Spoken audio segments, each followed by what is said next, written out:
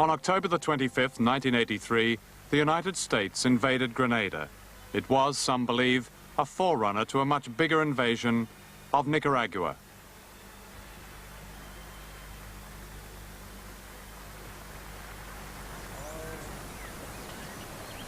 Imagine for a moment that you and your family live in one of the poorest regions of the world, Central America, often called the backyard of the United States. It's likely your home is in the countryside, a one-room shack in which there's no lavatory, no electricity, no clean drinking water. And imagine that at least 2 or 3 times in your life you watch helpless as a brother or sister or a small son or daughter falls ill with something simple and preventable, like diarrhea or measles, and dies. In your community, there's hardly anyone who can read or write except the priest and the moneylender. If you're lucky, you may get a few months' work picking cotton or cutting cane for 40 pence a day from dawn to dusk. And perhaps you'll wonder why your labor produces luxury goods and food for export to self-sufficient countries like the United States and Britain, while you and your family are permanently hungry. But if you wonder aloud about this, you put yourself at great risk, and you may even end up on a rubbish tip, murdered. That is what happens in the small nations of Guatemala, El Salvador, and Honduras. Until 1979, it also happened in Nicaragua.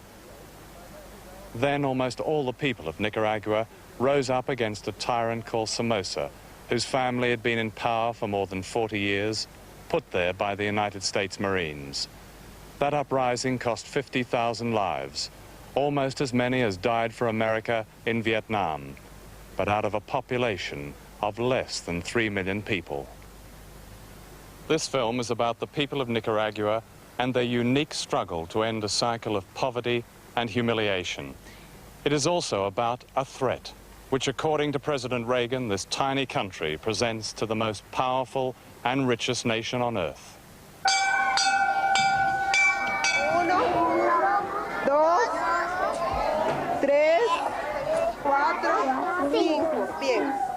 This threat, says Reagan, is communist penetration in Central America. But the real threat is this. Children once denied education under the Somozas now have the same right to school as do children in Britain. This botany class did not exist while Somoza was in power, when even the youngest children labored in the fields. In the past 4 years, 2,500 new schools have been built. And this is the threat. These middle-aged peasant women can read and write for the first time in their lives. In the past 4 years, illiteracy has been cut to less than 10% of the population.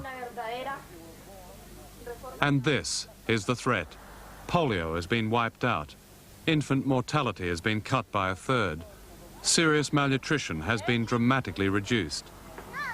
A national health service has been established in spite of pitifully meager resources. And this is the threat. Open roads, freedom of movement. In a region of turmoil, there's no curfew, no menace from within. It is ironic that Nicaragua is one of the few countries in Latin America where the United States ambassador is able to stroll in safety through the streets. ¡Patria libre! ¡Patria libre! The uprising against Somoza embraced all classes, from right to left, rich and poor, and was led by the Sandinistas. There are few families in Nicaragua who haven't lost a loved one in the fighting. This woman, Maria Elena, lost her son, whom she believes was tortured. She has never found his body. I tell the American people, and Reagan in particular, because I know not all the people are against us. I'd say, why doesn't this man leave us in peace? Even if it means they lend us nothing, they give us nothing at all. Because we are extremely poor people. But please will he leave us in peace. If he'd leave us alone, this revolution could have done wonders, because even though so many things haven't been done, a lot has already been achieved. To understand events in Central America today and the threat of an independent Nicaragua, it's important to look back. won't you kindly open your geography? Let us turn to page 123. Between the Caribbean and the Pacific shore, you'll find the city of Amor. Managua, Nicaragua is a beautiful town. You buy an hacienda for a few pesos down. Central America until recently has been in shadow, largely ignored by scholars and journalists, so that the epic struggles of its peoples and the names of their heroes were lost behind a facade of ridicule, the so-called banana republics. In 1823, President Monroe proclaimed what was modestly called the Monroe Doctrine. Its aim was to protect Latin America from the Europeans, regardless of whether the people of Latin America wanted to be protected. This paternalism later became known as America's manifest destiny, that is, America's God-given right to control its own hemisphere. Early in the 20th century, manifest destiny took on a new meaning. It was now a crusade against Bolshevism, an imagined red threat in America's backyard. In 1912, US Marines landed in Nicaragua to protect democracy, as they put it, and to hold elections. But people in Nicaragua didn't want a foreign army to organize their elections, and resistance began behind a leader who said, "The issue is that the United States has no right to invade and humiliate a small country."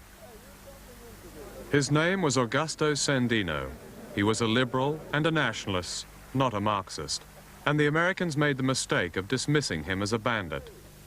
Central America, said US Undersecretary of State Richard Olds, has always understood that governments which we recognize and support stay in power, while those we do not recognize and support fail. Major General Smedley Butler of the United States Marines later described his role with disarming frankness. "I was a racketeer for capitalism," he said. "I helped purify Nicaragua for international banking. I brought light to the Dominican Republic for American sugar interests. And I helped make Honduras right for American fruit companies." Sandino and what was called his mad little army rejected all that. On July the 16th, 1927, he attacked the US Marines headquarters here at Ocotal in the north of Nicaragua. And that afternoon, across these hills, came a formation of de Havilland biplanes bearing United States markings. The planes formed into a column and dived at the center of town. With machine guns blazing, they dropped their bombs at 300 feet, and that is now believed to be the first use of organized dive bombing in history, long before the German Luftwaffe was credited with the innovation at Guernica in Spain. There were hundreds of casualties, and Sandino learned a lesson. From then on, he became a master of guerrilla warfare, of attacking and melting away, tactics which were to be adopted around the world and to change much of the world over the next 50 years. By 1933, Sandino's mad little army had defeated the Marines, driving them from Nicaragua, a lesson of history apparently overlooked today. Sandino went to Managua for peace talks, where he was betrayed by America's man, Somoza, the head of the National Guard. In 1934, he was murdered. There was a calypso sung in American nightclubs in the 1940s that began like this. A guy asked the dictator if he had any farms. The dictator said he had only one. It was Nicaragua. Anastasio Somoza founded a dynasty that ran Nicaragua like a family business for 44 years. The Somozas owned almost half of all the arable land in Nicaragua. They controlled the coffee, sugar, and beef industries. Nothing was overlooked. They owned the national airline outright.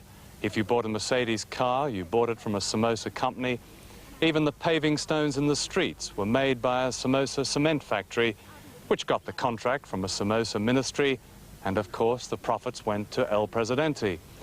The Somozas were protected by a private army called the National Guard, which the United States created, paid, and armed. Somoza called them his boys, and they tortured almost as a sport. This is the Messiah volcano, which, as you can see, is very much alive. One of the delights of Somoza's boys was to drop his opponents from helicopters into the volcano. The official American attitude to samosa was best summed up by President Roosevelt. That guy, he said, may be a son of a bitch, but he's our son of a bitch. The first samosa began his career as a sewerage inspector and went on to own the sewers of Nicaragua, right up to the manhole covers. This is the remains of another samosa interest after the Sandinistas had got through with it, a notorious blood factory known as the House of Dracula, to which poor Nicaraguans would sell their blood for as little as $1 a litre in order to buy food. The blood would then be sold to the United States for 10 times that amount. The year was 1978, 1 year before the uprising. This was Somosa's National Guard, or Death Squad.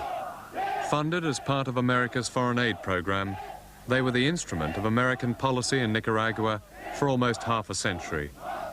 They were taught to equate all forms of social unrest with communist subversion. They were above the law. They could murder at will. Now reorganized in Honduras and paid by the CIA, they are described by President Reagan as freedom fighters. In 1972, an earthquake destroyed Managua and killed an estimated 10,000 people. The National Guard were quick to react. They diverted aid from abroad, they looted, and one officer reportedly tried to blow open the National Bank.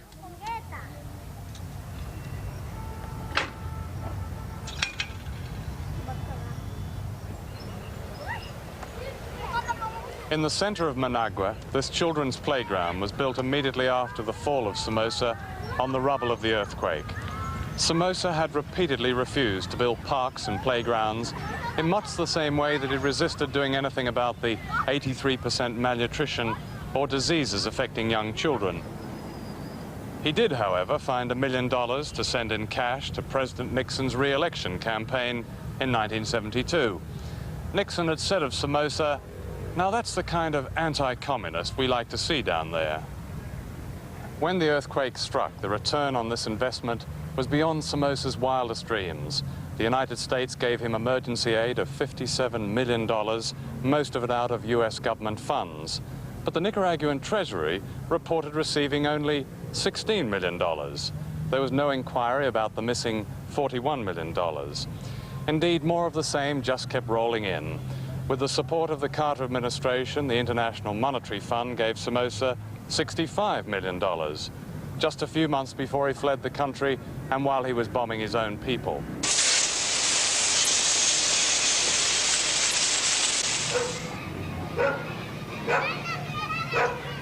It's important to remember that we found a country in July 79 that had probably 40% of the infrastructure of the country destroyed by the war, and part of it destroyed by the earthquake in 1972, and Somoza didn't repair it, okay?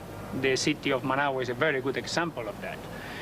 Then we found a country with no financial resources.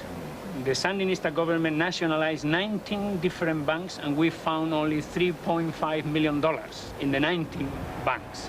That means 1 day of imports for this country.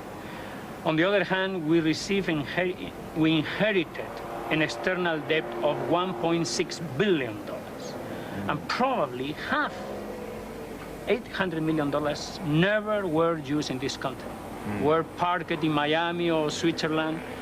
However, we are now servicing this debt. In 1982, the World Bank congratulated Nicaragua for repaying the debts of Somoza, for generously treating the private sector with incentives, and for substantial progress in health and education. At the same time, the bank regretted having to cut back urgently needed loans to Nicaragua because of, to quote, increasing political limitations. In other words, pressure from Washington. We have been suffering in the last 2 years a sort of financial boycott.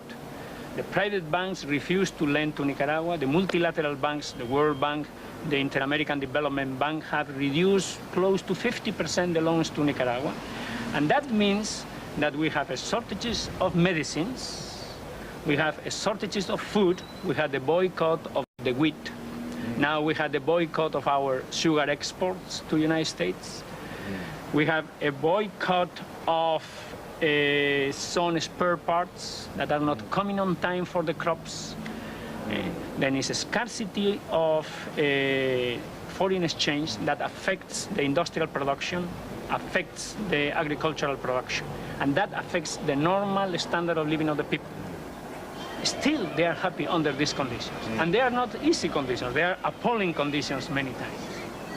Check with the people if they prefer this life, very simple life, very austere life, to the life under Somoza. What is going here is that the people realize that this is their own economy, this is their own country, and they are facing an aggression, a foreign aggression. This revolution was not made by a proletariat party.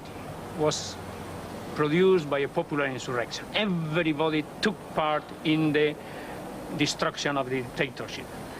This is not a political party. It's a front who made the revolution. And you have in this front different parties, the Socialist Party, the Christian Democratic Party, the Liberals, the Conservatives, all of them took part in this insurrection.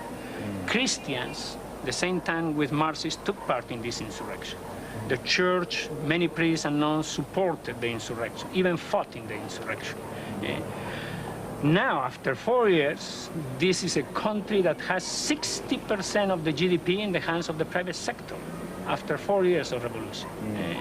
This is a country in which the agrarian reform, instead of distributing land to the public enterprises, to the state enterprises, is distributing land to cooperatives and to private peasants.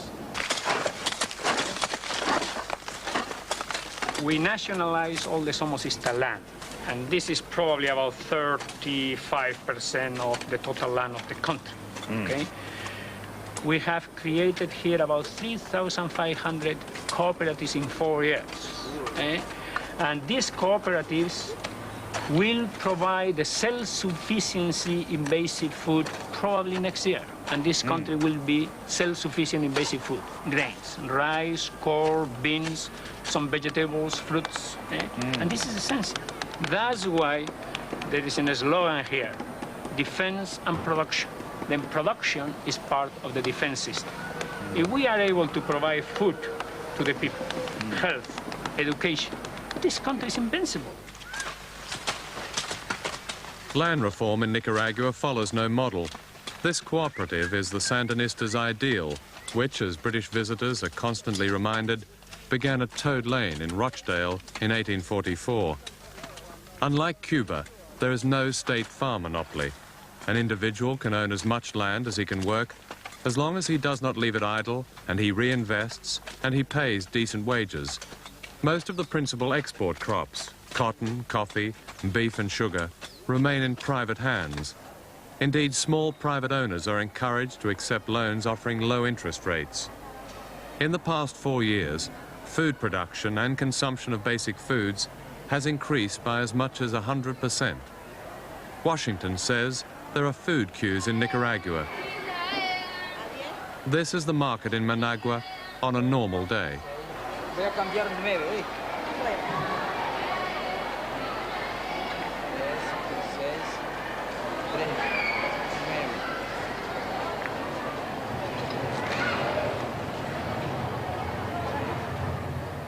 Most revolutions have wanted to appease their ideals and make their supporters happy with theories soaked in blood.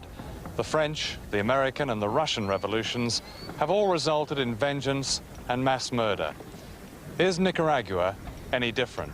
Well, this is the maximum security prison at Tipitapa. One of the first things the Sandinistas did was to abolish the death penalty, and it's here that members of Somoza's National Guard are serving sentences for murder and torture. I've come to the prison with Thomas Borge, Minister of the Interior in the Sandinista government, and himself a victim of torture in this same prison. Thomas Borge was sentenced to 129 years by Somoza.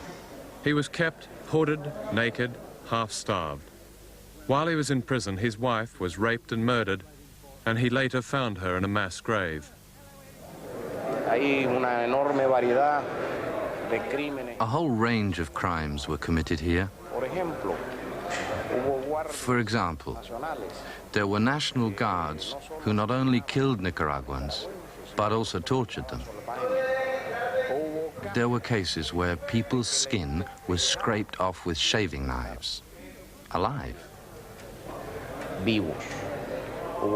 Others where their eyes were gouged out with spoons. Others were castrated. There was a range of cruelty here which I don't think would fit into an encyclopedia.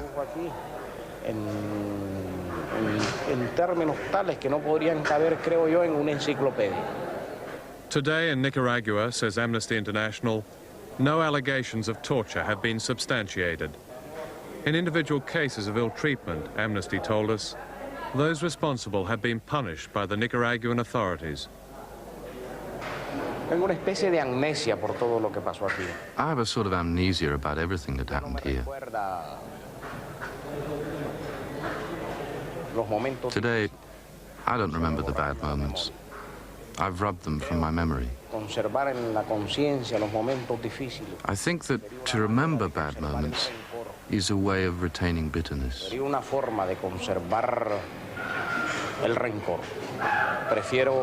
I prefer to forget, so that the bitterness and grudges can be replaced with compassion.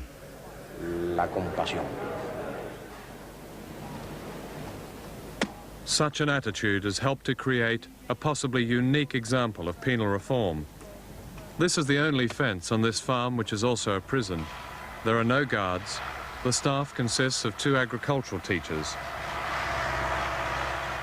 This prisoner was Somoza's personal bodyguard and is described as a former brute, now almost rehabilitated.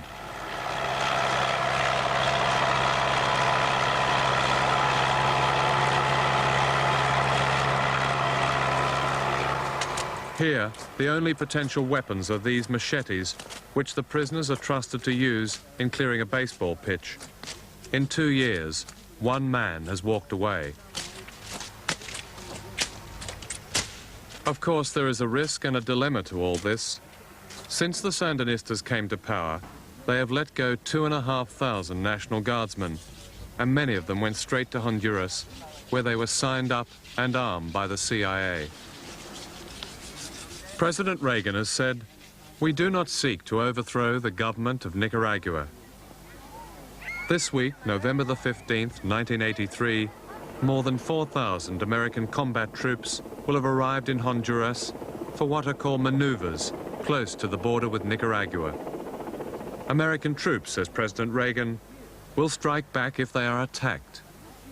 President Kennedy gave the same assurance 20 years ago, shortly before the beginning of America's longest war. This was Nicaragua on June the 20th, 1979, a month before the fall of Somoza. The man you see on the ground is Bill Stewart, an American TV reporter. The man standing with a gun is an officer of Somoza's National Guard. Let him see the picture, or the camera. Bill Stewart was an ordinary reporter doing his job. His murder on television shocked many Americans and helped to break an historical pattern. For the first time, Washington found it very difficult to justify sending troops to intervene on behalf of their man, Somoza, whom President Carter only a few months earlier had personally congratulated on the improvement on human rights in Nicaragua. On the first anniversary of Bill Stewart's death, here at this street corner in a poor district, a monument was erected. And I, for one, find what it says most moving. In memory of Bill Stewart, he didn't die on foreign soil, and we keep his memory alive because he is part of free Nicaragua. Such is the generosity of spirit so often shown in this small country. In the same barrio, more than 200 young Nicaraguans died fighting the National Guard. One of them was this woman's son, Julio. Her name is Lupita, and she carried her son's tortured body back from the front line and buried it in this, her small dirt garden.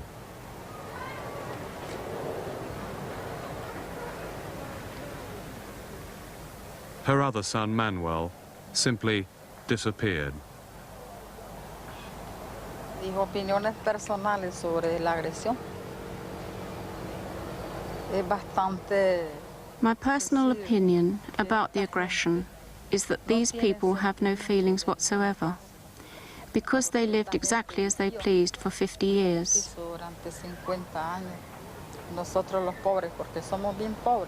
We the poor, and we really are poor, we struggled to earn our daily bread with the pittance we were paid. Yes, I have an opinion about this aggression. Let President Reagan spare a thought that he has children. Let him think that he is supporting genocide. They were murderers here. They had no pity for the young people. It was a crime in Nicaragua to be young.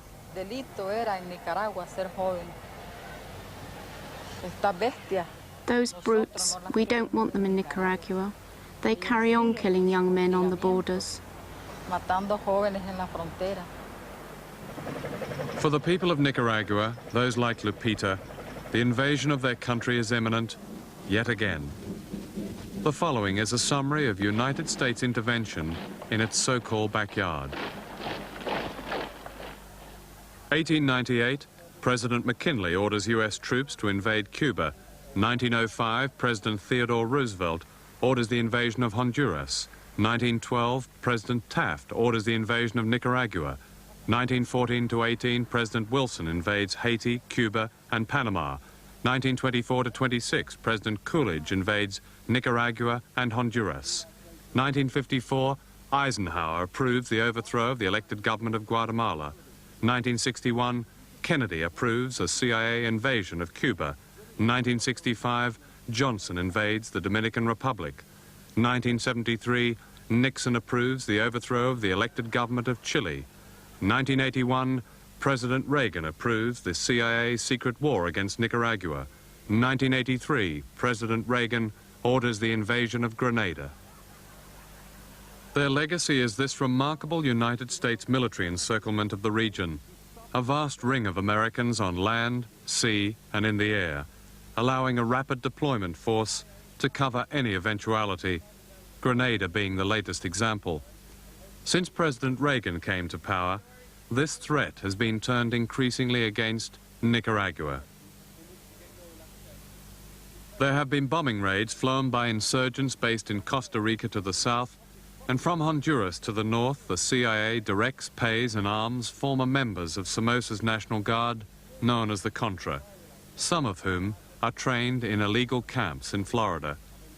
Last July, the secret war came into the open with the arrival off Nicaragua of 2 American naval task forces, each with more firepower than the entire U.S. fleet in World War II. Today, 4,000 American combat troops are poised in Honduras, near the border. Ranged against them in Nicaragua are 45 aging Eastern Bloc tanks unsuitable for mountainous jungle and which are liable to break down after 125 miles, plus 3 antiquated Korean War jets, 2 helicopters, a navy consisting of a few patrol boats, a regular army of 22,000 and 25,000 reserves, and a militia. In addition to the threat from outside, the Nicaraguans face 15,000 of these troops, the Contra, heavily armed by the Americans and operating a hit-and-run war from Honduras. This is effectively a CIA private army. Its original aim was to stop the alleged flow of arms from the Sandinistas to the guerrillas in El Salvador. But this was no more than a cover. No convincing proof has ever been produced in public to substantiate a continuing flow of arms, a pretext described by a member of the Senate Intelligence Committee as a farce. The real aim of the Contra is to give the appearance of a civil war in Nicaragua by hitting economic targets and killing people like midwives. I work, for example, training traditional attendants in the north of the country. That's my work. That's midwife attendants? Yes, midwife attendants. Because in this country, most of the deliveries have been performed or made by midwife. I've been working in areas where 6 of my students have been murdered by counter-revolutionary groups coming from Honduras. And my program was finished because of that. That was in May 1982. But now we have restarted again because it's marvelous. I remember when a health worker was murdered. She was a nurse. And we had a meeting after the murder, and 10 nurses were willing to go there and work as she did in the past. The morning I spoke to Susana, a young man, Julio Moncada, was ambushed by a gang of Contra and murdered. His job was organizing land reform, and therefore he was clearly a threat. Julio Moncada wasn't political at all. He just loved his people. And what was the purpose of killing him, do you think? I think they want to stop technicians going to the countryside. They want to make people afraid, feel afraid, not going to the countryside to help peasants. And for that reason, I think they are killing technicians now. In the past, they were health workers, and now they are agrarian reform technicians. These are other victims of the CIA war. Young Sandinista troops at a hospital which, when we filmed there, had 2 months' supply of medicines left. And that was 2 months ago. This volunteer militia boy is 14 years old. He was shot and burned while defending his village.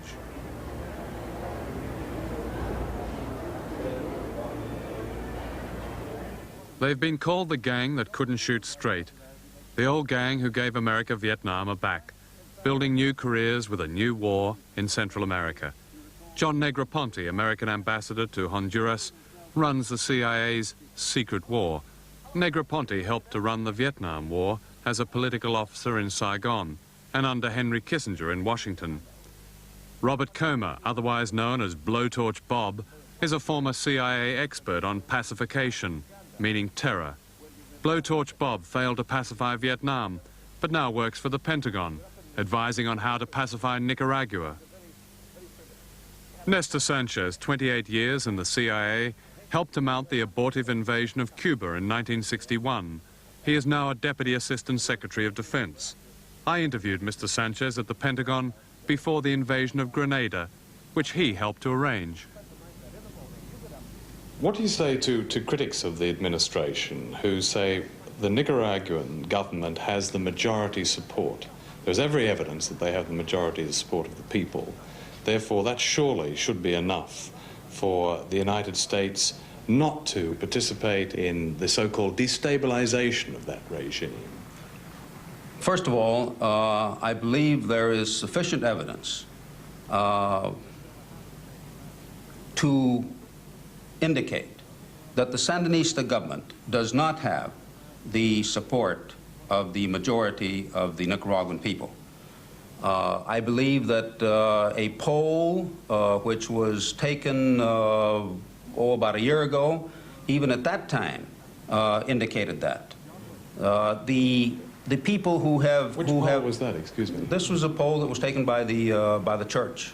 It was a rather informal poll, as in a country like that you can't really poll, but an informal poll was taken. Is that the only evidence that you have? No, the other evidence also is that the democratic freedom fighters, if you may call them, the Contras that have gone in there, have found that the people where they have, the areas that they have gone into, this has been reported by our media, by our newspapermen who have visited with the Contras in the area, and they have found that the campesinos in these areas have freely joined the Contras. The administration has said that international communism, fueled by the Soviet Union and the Cubans, is responsible for the present situation in Central America. What does that really mean? The facts are that the communists, the Soviets, the Cubans, are not responsible for the root problems that exist in the area. They're taking advantage of a situation which has existed for a long time, and are therefore consolidating the break that they got in Nicaragua, consolidating their position in that country, and proceeding, as they openly state, to export their subversion and their terror to other countries in an effort to liberate these countries from imperialism. I think it's clearly stated by them as to what their goals are, what their objectives are. It's no secret. Fidel Castro has said it many times, and so have the other countries. And think about this Soviet plot, Marxist Leninism. I think Nicaragua is very interesting in this aspect. There is a nationalistic movement that is in the root of Sandinism. Sandino was in the 30s. He probably didn't know at all about Marxism, but he was a nationalist fighter, freedom fighter. Then you have the tremendous power, influence of the church here. And these people are extremely Christian, extremely Christian. And the main leaders, even though some of them are not Christian now, they have a Christian heritage. And there is a Marxist influence here, very important, very important. And I think the confluence, the convergence of nationalism, Christianism, and Marxism, and a very Latin American sort of Marxism, what we call a Creole Marxism, that has roots in the Indian culture, in the Latin American culture. That's the essence of what is going here. And that's why this revolution is a Sandinista revolution. It's Marxist, it's Christian, and it's nationalistic at the same time. Could you explain the two churches here, the People's Church on the one hand and the Established Church on the other? Some people talk about the popular church and the hierarchical church. Well, a church that is not popular is not Christian. To be Christian is to have an option for the poor, for the oppressed, for the underprivileged. This is the basic option of the gospel. Then we never use the slogan of the popular church. We talk about the church of the poor, the grassroots communities. But there is a division, isn't there? And there's a conflict between the church of the poor and the established church in this country as represented by the Archbishop. It's a dramatic division. And after the visit of the Pope, this division increased, unfortunately. But there is not a religious division.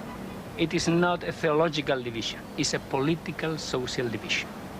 The church that supports a popular alternative, a popular model of building a new society, and a church that would like to have a much more traditional Christian democratic model. Which side is the Pope on? That's a real difficult question. Obviously, the Pope is with the poor in Poland. In Poland? Okay, which side is he on in Nicaragua? Well, when the Pope came here, I think due to the bad information that he received, with the disinformation that he received before coming here, he was unable to understand what was going here. That's a very polite way of putting it. I think the bad information he got. But I mean, a lot of oblique things were said when the Pope was here. Yeah. Did he understand? Did the Vatican, let's say, did the established Roman Church understand what its Roman flock in Nicaragua were doing? No, unfortunately, no. This is a new experience, a new revolution in which Christians took and are taking a very important part, building this new nation. And this is very difficult to understand to the Vatican because there is a revolution here. The Vatican doesn't know too much about revolutions, and then it's difficult for the Vatican to understand what is going here. That's a fact.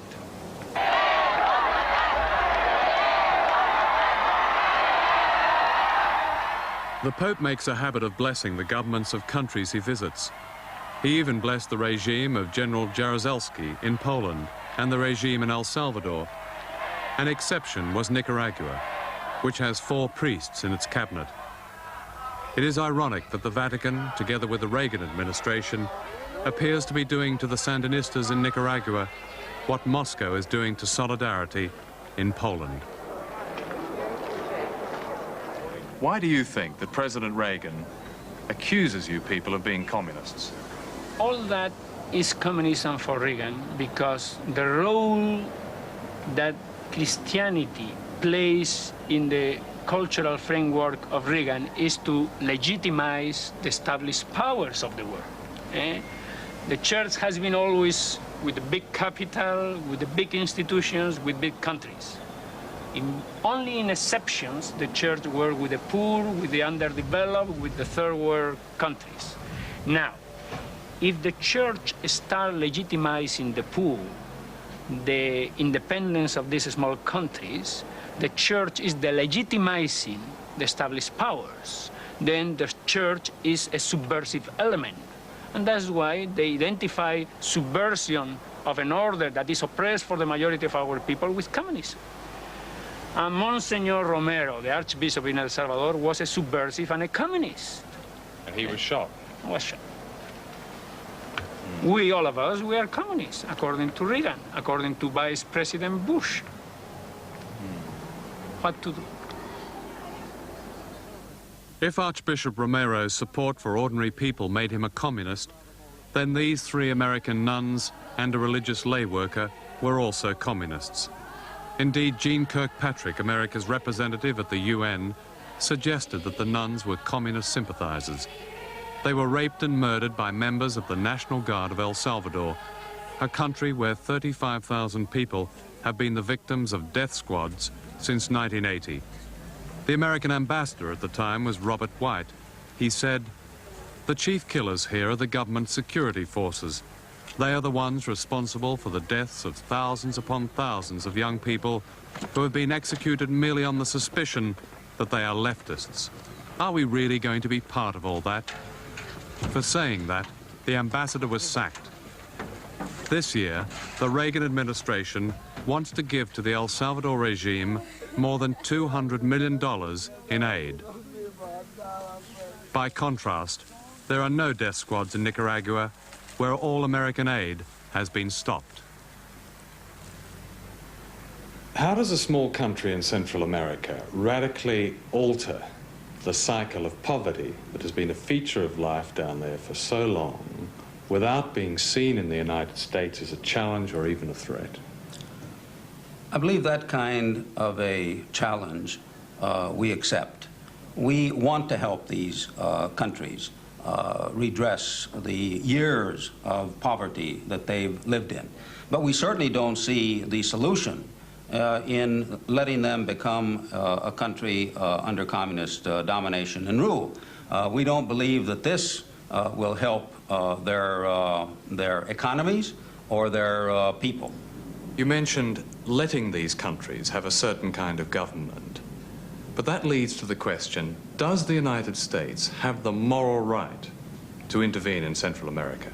Well, if I did say to let these countries do something, I retract that statement, because what we want to do is to help these countries in their development.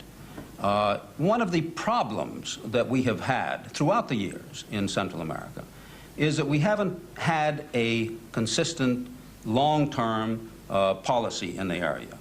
I have said this before, and I will say it again here with you this afternoon. We have paid attention to the area when we have a crisis there.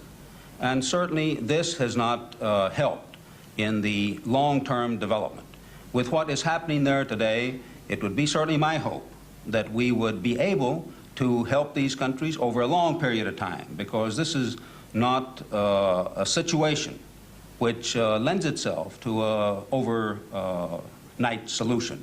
It's one in which we will have to stay there for a long period of time if we want to help, and help them along the lines of our Caribbean Basin initiative, to where we will give incentives for investment in the area, and we will also provide tax relief on imports for their goods into our country. This, over a long period of time, we feel will help our neighbors in this hemisphere.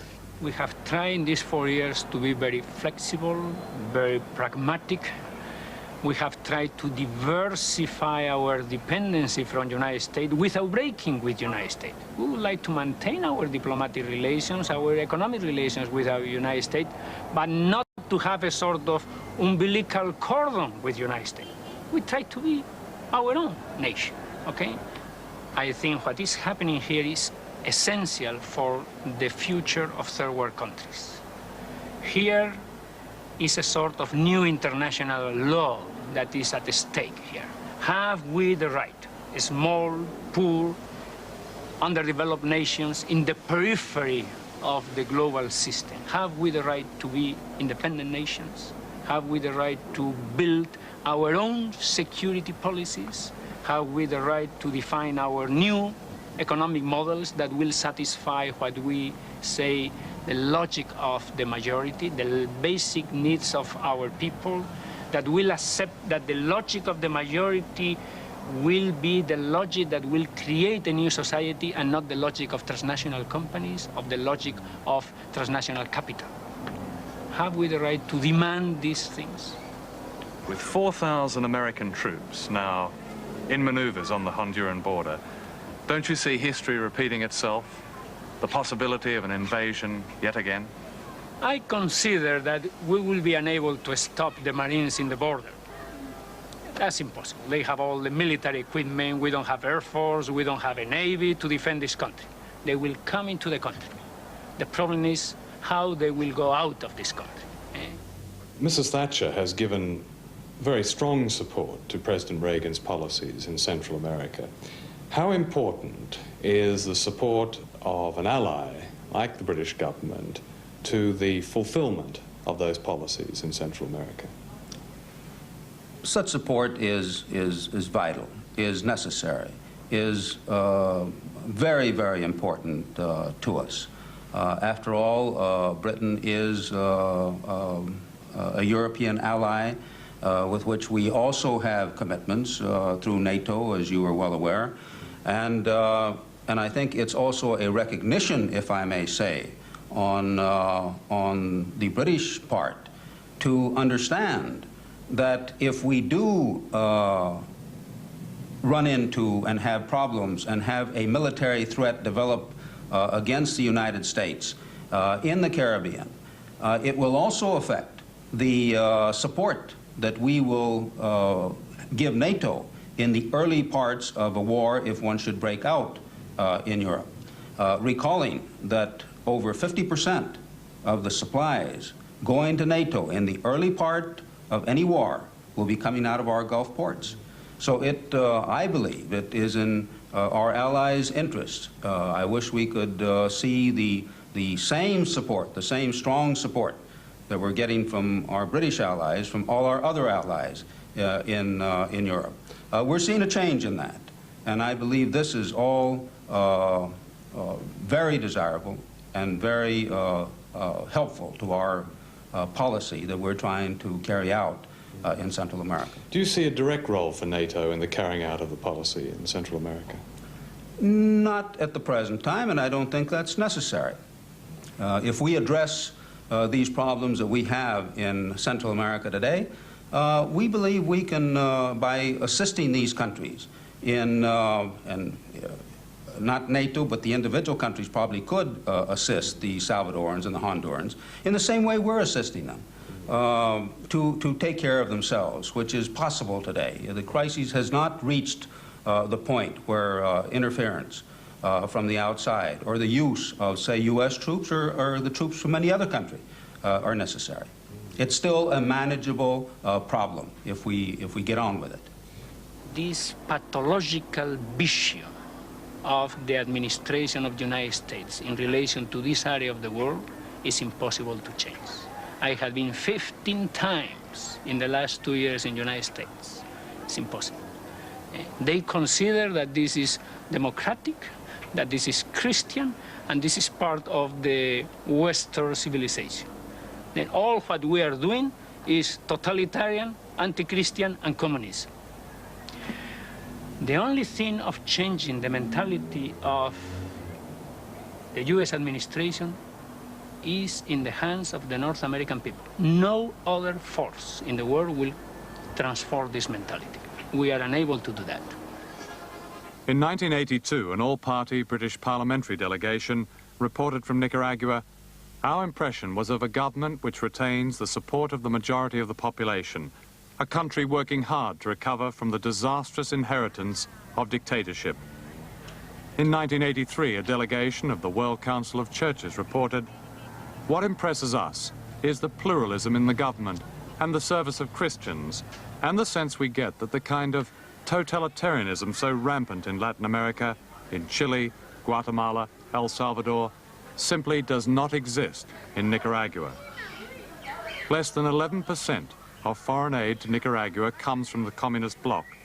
50% of volunteers are from Cuba, mostly teachers and doctors. 40% are from the West and Latin America. More than 75% of Nicaragua's trade is with non-communist countries. The British government is one of the few Western governments to enthusiastically support President Reagan's policies in Central America, policies which are rejected by much of the Congress and, according to every survey, by most of the American people. Policies which are leading towards a war against a small country whose crime has been to cut the death rate of its young children, to teach its people to read and write, and to let them live as human beings with dignity. Surely it's fair to ask this: how impoverished, how helpless does a country have to be before it's no longer seen as a threat by the United States? Or perhaps President Reagan understands that the real threat of Nicaragua is simply that of a good example, and one desperately sought after from Central America to the Philippines to Poland. The example of a society inspired by neither the United States nor the Soviet Union. The generosity of spirit you have seen from Nicaragua will not be sustained by more suffering. If governments won't help them, why can't they leave them alone?